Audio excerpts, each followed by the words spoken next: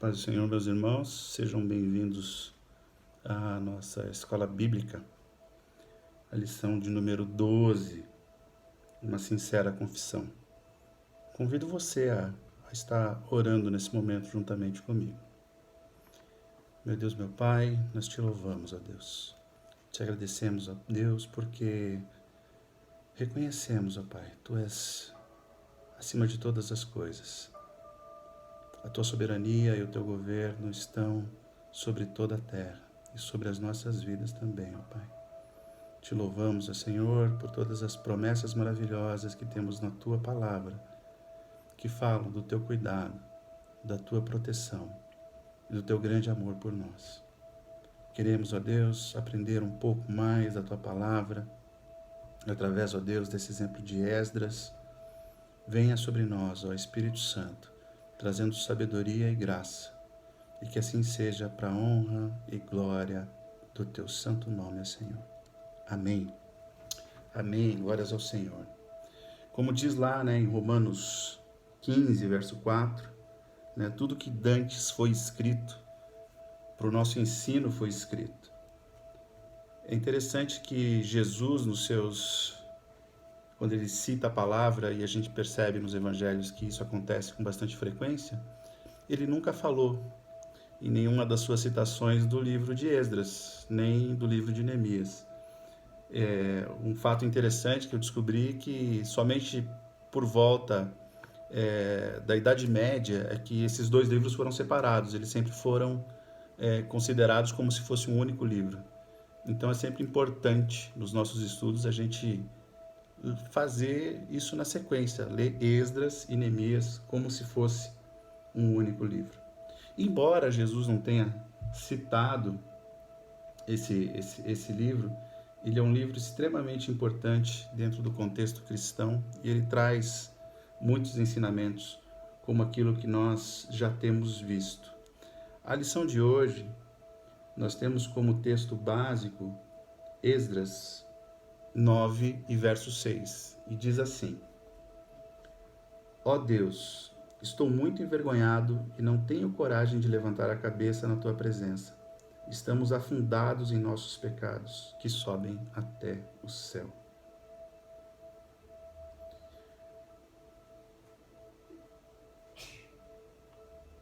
Esse momento de Esdras, quando a gente chega no capítulo 9, nós já passamos aqui por toda uma história, nós vimos o mover de Deus através de reis, através de governos, Deus influenciando a história para que o seu povo fosse liberto. Quando a gente pega o contexto geral, a gente vê três movimentos bastante distintos nos livros de Esdras e Neemias. O primeiro, a gente já estudou sobre isso, quando Zorobabel ele vem para fazer a reconstrução do templo. A gente encontra isso ali, do capítulo 1 até o capítulo 6 de Esdras. A gente tem essa narrativa. Depois, na sequência, Esdras, a gente fala na sequência, mas foi 80 anos depois, Esdras, ele chega para fazer a retomada com relação à palavra de Deus, o retorno para a palavra de Deus, e depois, na sequência, a gente encontra Neemias fazendo o trabalho de reconstrução dos muros. A correlação que a gente consegue fazer, e a gente acha lindo como a palavra de Deus ela repete aquilo que é importante.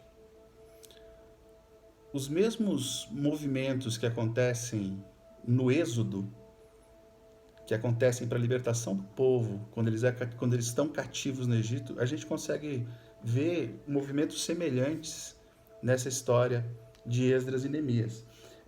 O primeiro movimento com Zorobabel, e é interessante que o nome Zorobabel significa nascido na Babilônia, tem a ver com a identidade desse povo. Quando Zorobabel ele vem para reconstruir o culto, para reconstruir o templo, ele está trazendo para essa gente que ficou no exílio a lembrança de quem eles são. Quando Moisés ele chega no primeiro momento lá para falar com os israelitas, ele até pergunta, né? Mas em nome de quem que eu vou? E Deus fala, eu sou o que sou. Né? E ali Deus declara que eles são o povo de Deus. Na sequência, a gente encontra Esdras trazendo de volta a palavra de Deus, trazendo para aquele povo o reencontro com a palavra, com o verbo. A gente vê na história dos israelitas Moisés subindo ao monte, trazendo as leis de Deus, trazendo o exemplo, trazendo a forma como aquele povo deveria agir, uma vez que eles eram o povo de Deus. E depois a gente vê Neemias trazendo, né, dentro dessa reconstrução, dentro dos muros, a correlação que eles tinham com o mundo.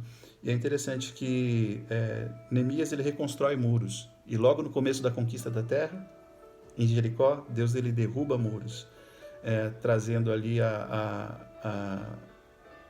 conquista, trazendo então a transformação. Um povo que era escravo, um povo que era subjugado, agora é um povo guerreiro e é um povo conquistador. E assim também é na nossa vida. Trazendo, né, dentro do que o escritor da lição propõe, ele trata mais especificamente desse ponto da história de Esdras, em que ele olha para aquele povo que está ali que está em Jerusalém, e ele fica sabendo de muitas coisas que haviam acontecido, de como que aqueles líderes estavam agindo, e ele fica muito constrangido, ele fica muito preocupado, ele fica muito triste, e ele se posiciona de maneira a trazer novamente a bênção de Deus ali para essa situação. Então a gente vê que o reconhecimento de Esdras do pecado do povo, o reconhecimento de Esdras da necessidade de um reencontro com Deus, faz com que ele tome algumas atitudes. E ali no capítulo 9, a gente vê uma oração de confissão. A confissão precisa de clareza. Tiago 5,16 nos recomenda que nós confessemos os nossos pecados uns aos outros, para que nós sejamos sarados. E ele fala que a oração de um justo pode muito em seus efeitos. E o que a gente vê aqui é justamente Esdras trazendo de forma clara e precisa, né, por mais que fosse notório, por mais que todos soubessem o que acontecia, ele traz quais são as faltas daquele povo, né, o abandono da palavra, né, ele demonstra ali nas suas palavras que aquele povo havia seguido os seus desejos, né, se casando com as mulheres de povos que eram inimigos de Deus. A gente encontra essa recomendação, né, que eram povos que deviam ter sido extintos, né, deviam ter sido completamente conquistados quando o povo de Israel chega na Terra Prometida. Mas agora, quando a gente tem, né, algumas centenas de anos depois, a gente vê que eles estavam se miscigenando e se misturando com esse povo, né, trazendo ali uma ideia de intimidade com o mundo, um compartilhar, né, de coisas que eles deveriam se abster. Um outro ponto importante é que essa oração de Esdras, ela demonstra a constrição. Esdras, ele reconhece a gravidade daquilo que está acontecendo. Ele realmente se entristece. Esse é um ponto que nos dias atuais nós vemos com menos frequência. As pessoas realmente se entristecerem por conta do pecado. O pecado se torna algo corriqueiro, o pecado se torna, parece que algo de menor importância. Mas Esdras, ele abraça essa contrição. E ele realmente, como a gente leu, né, no texto base, ele se sente envergonhado, ele sente a tristeza pelo pecado. E ele não se furta da sua responsabilidade, porque um outro aspecto importante é a identificação. A oração de confissão, ela precisa de uma identificação. Esdras, ele se coloca como parte do problema. Ele fala que eu pequei, né, nós pecamos. Ele reconhece, me vem à mente até o filho pródigo nesse momento, que fala assim, né? Pequei contra o céu e contra ti, não mais sou digno de ser chamado teu filho. O reconhecimento da condição deles como povo naquele momento, distantes de Deus. E Esdras, ele traz essa confissão se colocando como intercessor. É interessante que o nome Esdras significa socorro, e ele vem em socorro do povo de Deus. Essa oração de confissão, ela precisa ser baseada em confiança. Hebreus 11:2, né, fala que Deus, ele quem se chega, né, a Deus precisa ter fé, precisa acreditar que ele é o galardoador, ou seja, que ele dá recompensa para aqueles que o buscam. Se nós buscamos a Deus, nós temos que ter a certeza que nós vamos encontrá-lo. A graça de Deus, ela se manifesta nessa oração, né? Esdras, ele coloca essa situação, ele fala assim, poxa, né, Deus pode nos abençoar de novo, Deus pode trazer a sua graça sobre nós. O Salmo 51, verso 17, diz assim, que o coração humilde e arrependido, Deus não resistirá. Então, se nós nos achegarmos a Deus com sinceridade, com contrição, se nós identificarmos os nossos pecados, se nós fizermos como Esdras fez, nós podemos ter a certeza que a graça de Deus, ela vai cair sobre nós, ela vai estar disponível para nós. E como que a gente pode fazer, meus irmãos? Como que a gente vai identificar esses erros? Né? O que Esdras ele fez ali com o povo? Ele traz novamente a palavra de Deus. A palavra, o verbo, como diz em João, e o verbo era Deus, e o verbo estava com Deus. Jesus Cristo é o nosso padrão, Jesus Cristo é o varão perfeito. A lei de Deus é um espelho daquilo que Jesus viria a ser. Ela traz ali toda a conduta para um homem ser realmente perfeito, tanto que sem o Espírito Santo é algo inatingível para o ser humano.